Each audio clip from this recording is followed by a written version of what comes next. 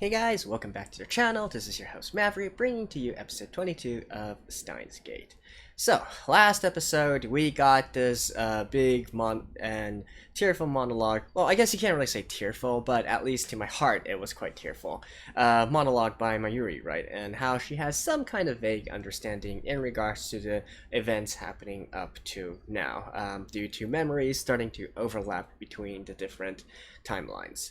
And well, by all means, it seems that Okabe has reached some kind of understanding or resolution in regards to Mayuri's situation. On the other hand, Kurisu knows about what the consequences of these actions are now, and I'm assuming that this is going to be instead a Kurisu focused episode to maybe get a little bit more of her side of the story and her appeal, if you will, to Okabe. I guess you can't really call it an appeal, but since you are theoretically supposed to be choosing between one of the two, that's how I'm gonna call it, right? Although like I said within the last episode, I kind of believe now that there has to be a third option, and it's not really a choice of just Mayuri surviving or Kurisu surviving. But we shall see, right? This is by all means one of the crucial episodes within the series, as I believe it to be, since the next one is one where you actually get to choose also as an anime viewer on which timeline or which route you want to take. So without further ado, let's get into the episode. Alrighty, let's begin in 3, 2, 1, play.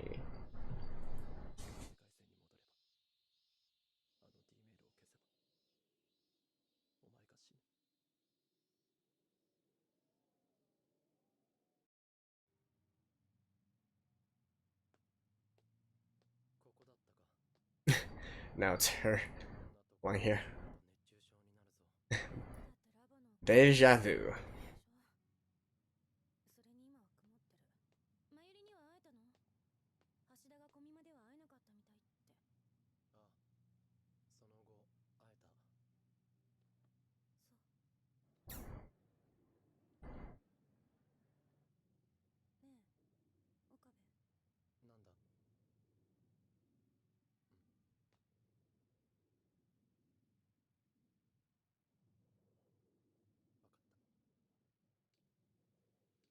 Huh?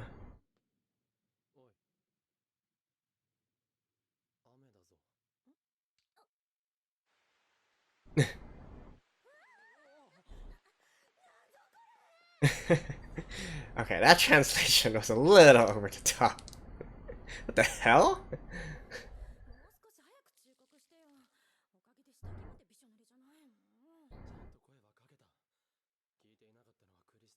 Ah.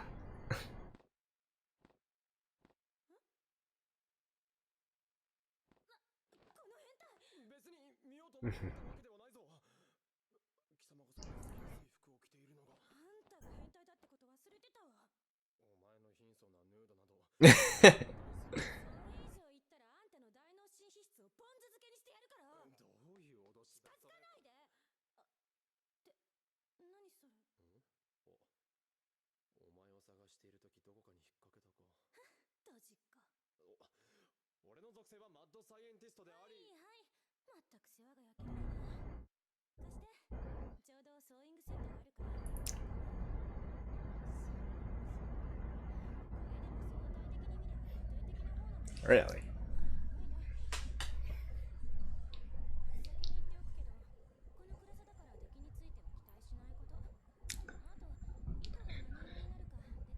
Why does it have to be so dark? I can barely see anything.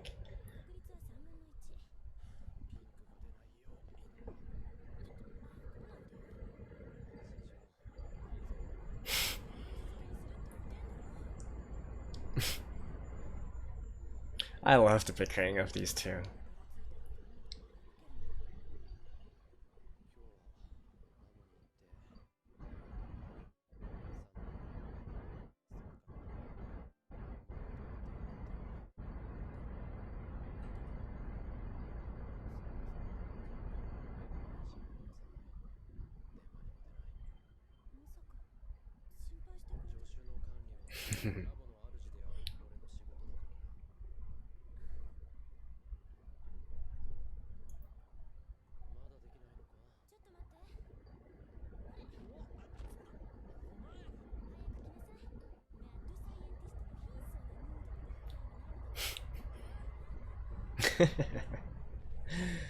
Yeah, Grease is just so lovable.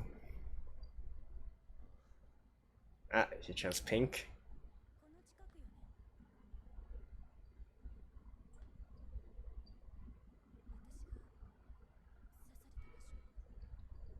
She has memories of it.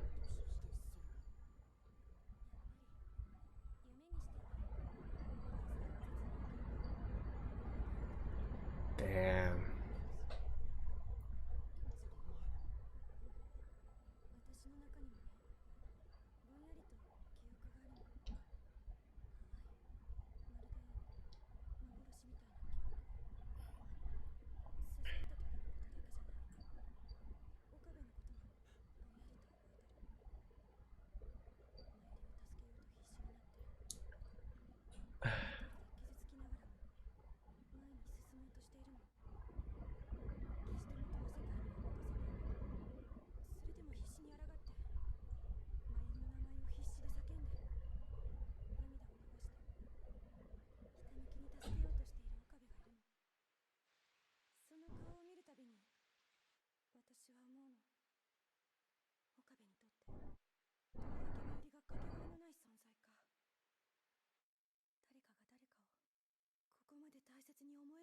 Wait, who is this?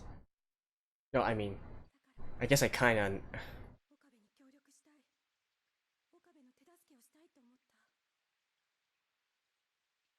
I mean, she's the one who appeared in the ending, right? Now, what exactly that is, I'm not sure.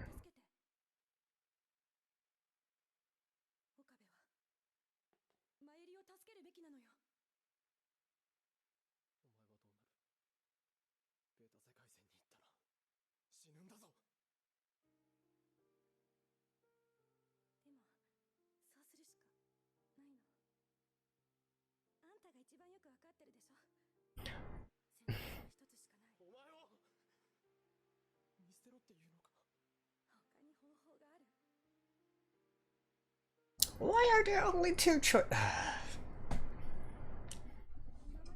Keep calm. Keep calm.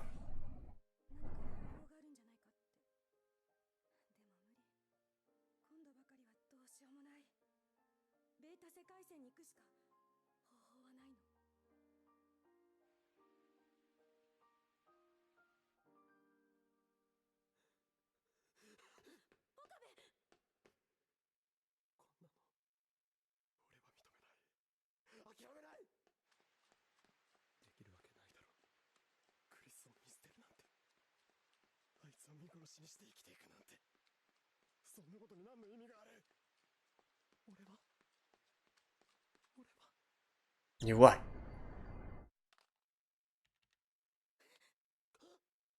Whoa. She was right behind him? Damn.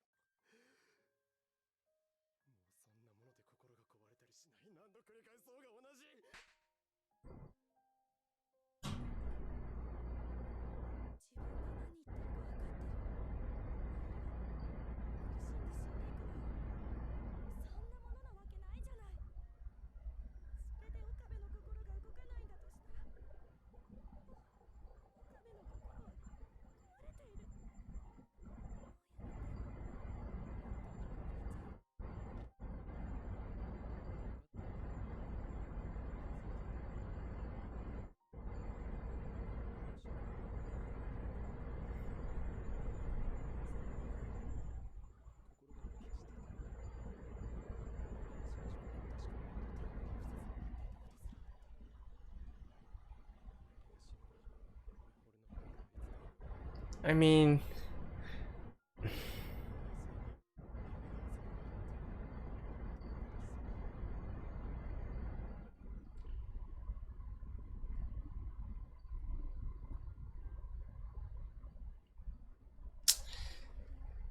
true. I can't retort that.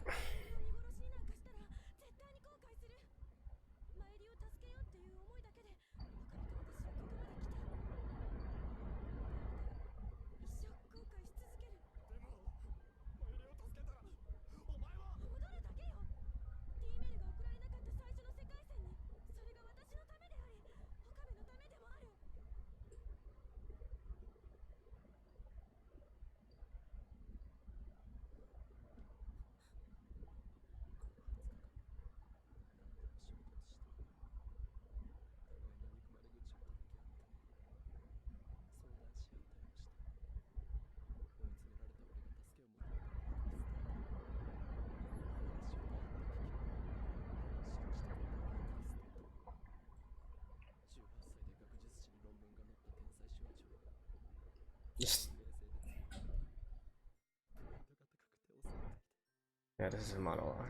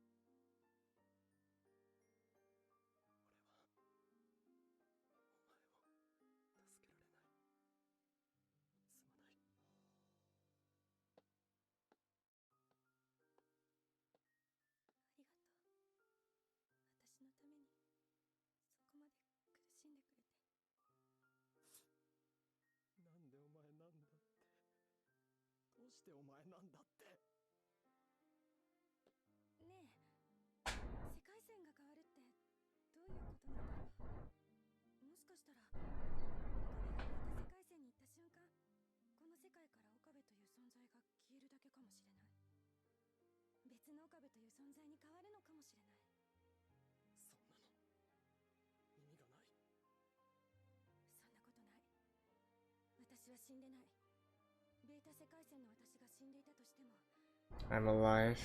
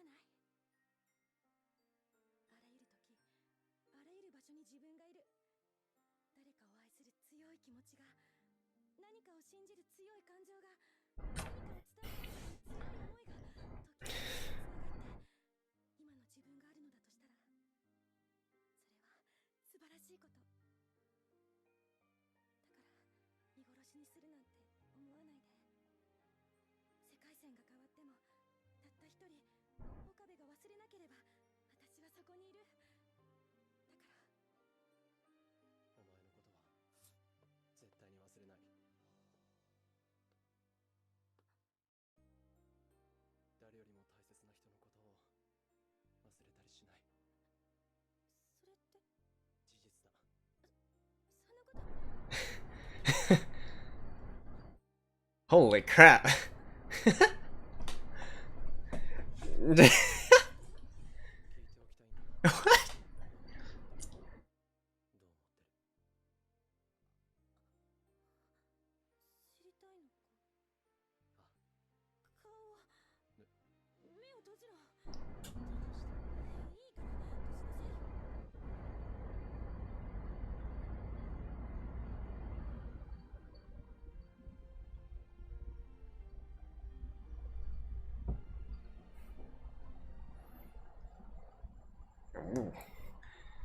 Just literally, you know, like, I was half expecting something to actually happen.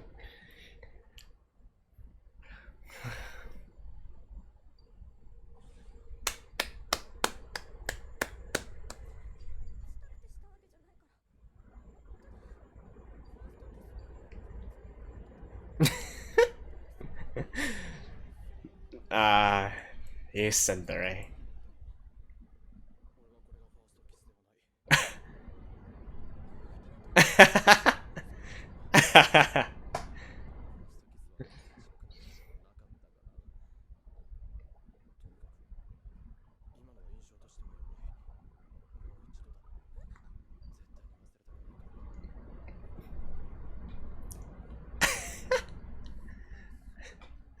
beast!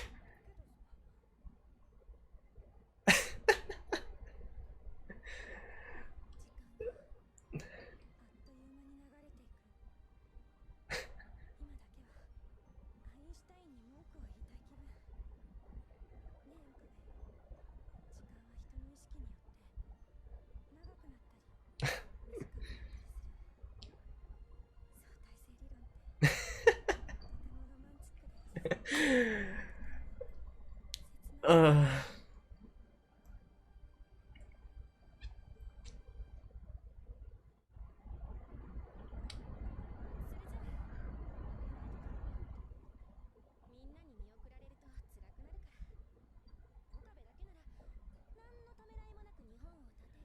Wait, what?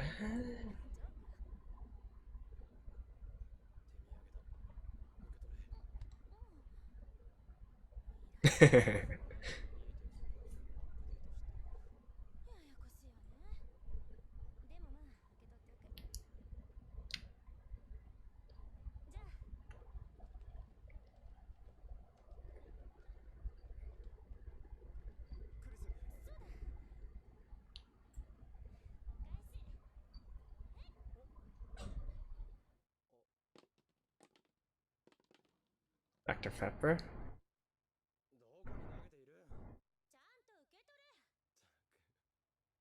And then she's gonna... Hmm?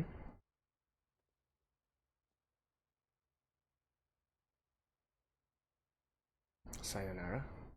So she's just gonna disappear? Knew it. How'd she even do that anyways?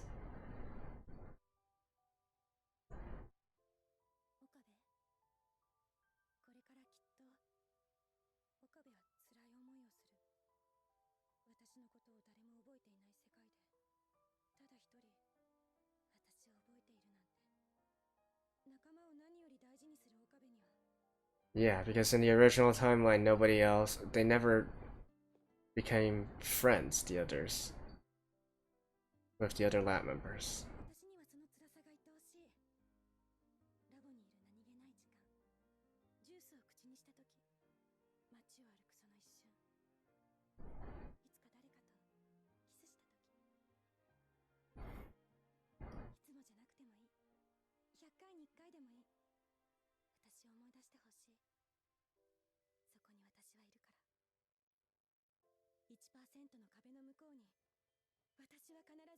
Man.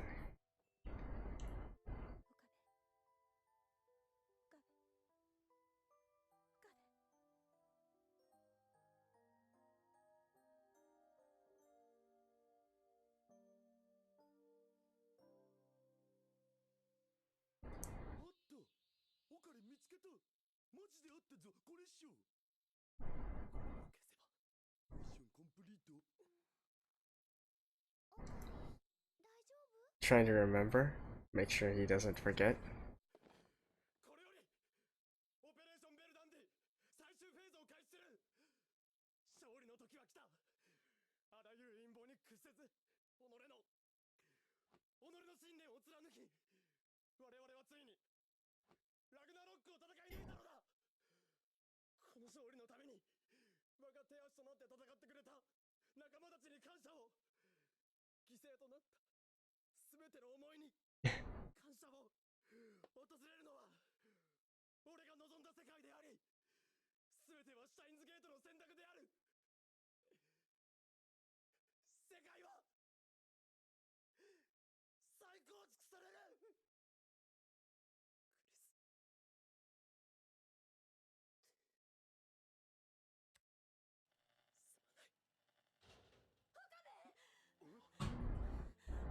Wait, what?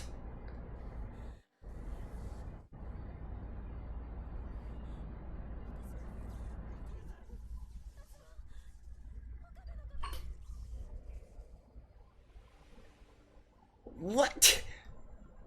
Oh shit, 1.13.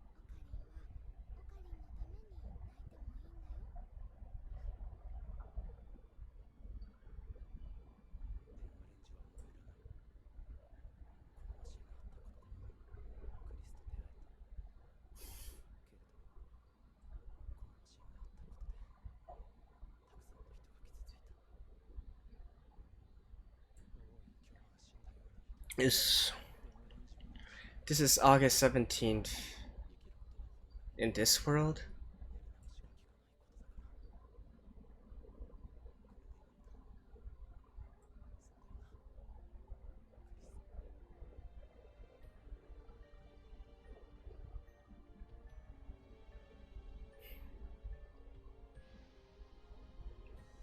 And of course, leave it to the subtitling group to make sure not to cut the ending for this episode. They know, they know.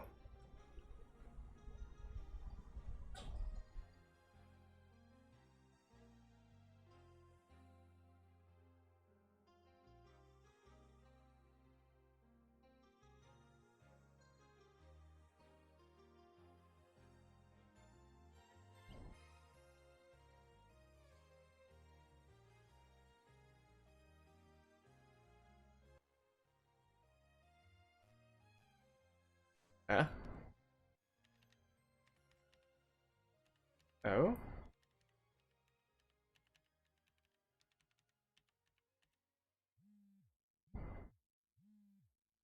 The hell?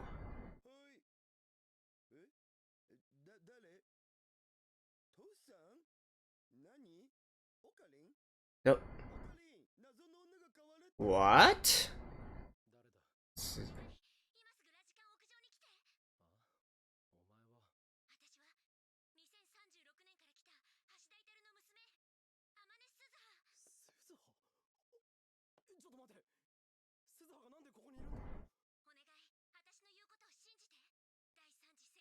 What? Wow. What an episode. Uh, this. I don't even know what to say right now. Like, I loved every single second of this episode.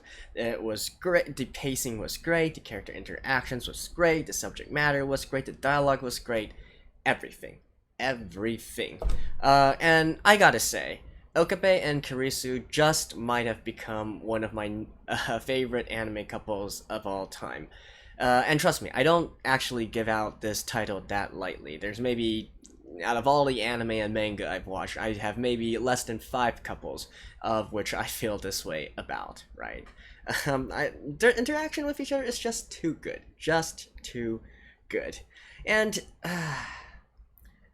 right. So I was actually on the verge of tears. I think I got like a little bit teary eyed within this episode. And honestly, if I really had to nitpick one thing, I'd say I was waiting. I was completely waiting for Okabe himself to break down, especially at the very end when Marui said that she's fine now and Okabe could cry for himself, essentially. I was waiting for an emotional breakdown from there, but sadly that did not kind of happen, which I felt like would maybe add to the impact of the whole situation. Otherwise, it just kind of seems like saying goodbye, right? Just like to a friend who's going to a faraway place, and not the fact that she doesn't actually exist anymore, right? Because within this world line, I'm assuming they went to the original timeline, right? Where Kurisu was dead already 20 days prior. I mean, using the email shouldn't have changed the current date that he is in. So, by all means, Okabe is currently in at least mid August, and so Kurisu has been long dead for like 2 or 3 weeks, right?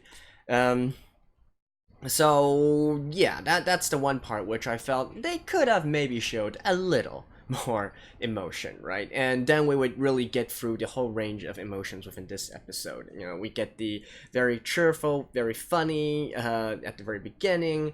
We get the heartfelt, distress and sadness in the middle, and then you guys know what I mean, right?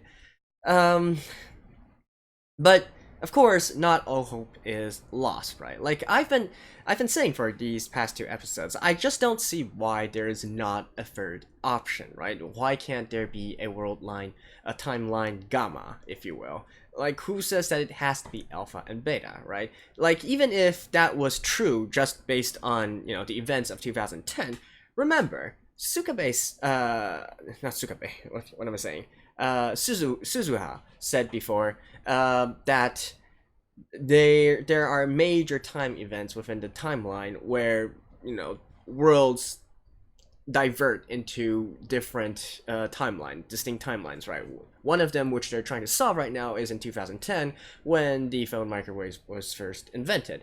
But there have been other splits in time as well in the past, and definitely logically speaking, they wouldn't just be divided into alpha and beta, right? You can even what was the one prior? I believe it was in the year 2000. And then the one before that was in 1991. I believe Suzuha said it was during the Gulf War. And then maybe, I'm not quite sure what the other one behind it was. Maybe it's 1975 or something like that.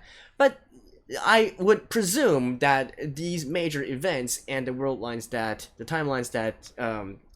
that are manifested from that doesn't just result in you ping-ponging between alpha and beta world lines back and forth, right? It has to have more splits from that point on. So I would say it's entirely feasible that if they change something in, say for instance, the year 2000, maybe something else would change as well, right? So of course it could be for the worst or something, but I don't know, man. I don't know.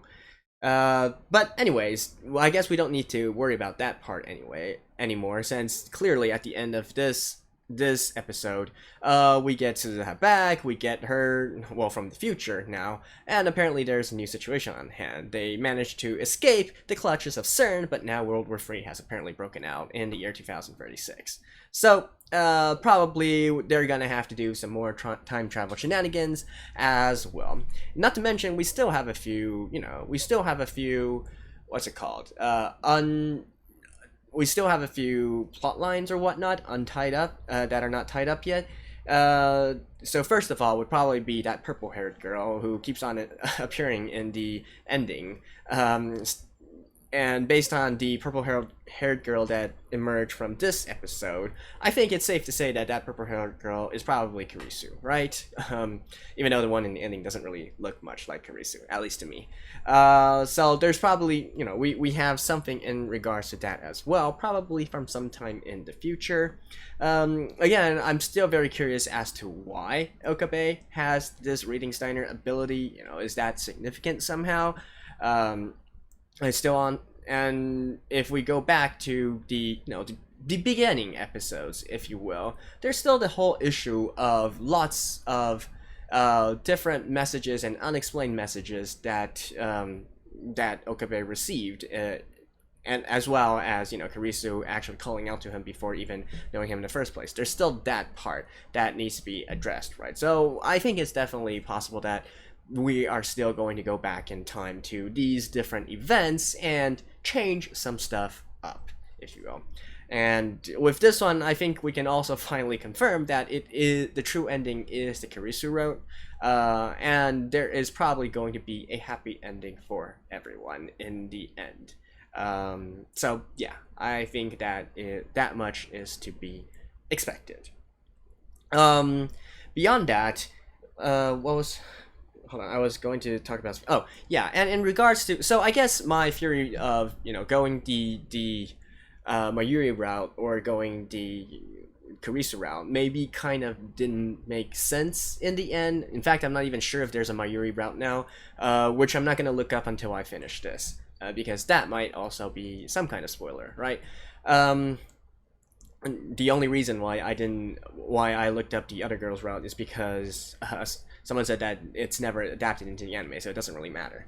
But anyways, well, here we are, right? And so it definitely went different than what I expected. I thought the decision was going to be made within episode 23, the next one, which is why there's an original episode 23 and then episode 23 beta, right? So I thought that was the time when the decision was going to be made. Definitely not in this episode. Although that was a nice surprise for me as well.